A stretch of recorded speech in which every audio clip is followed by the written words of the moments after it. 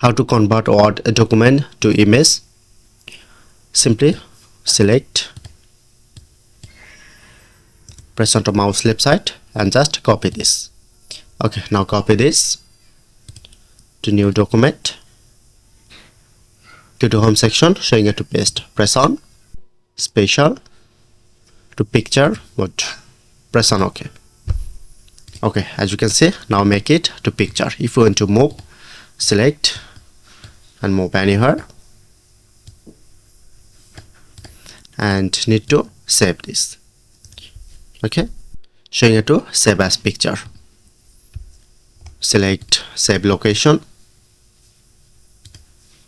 select to format, like I'm select to JPG file to save.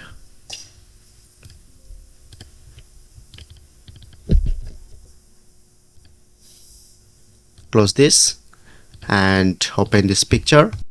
On left side, press on save as, and you can save it to JPG, PNG or any format to save this.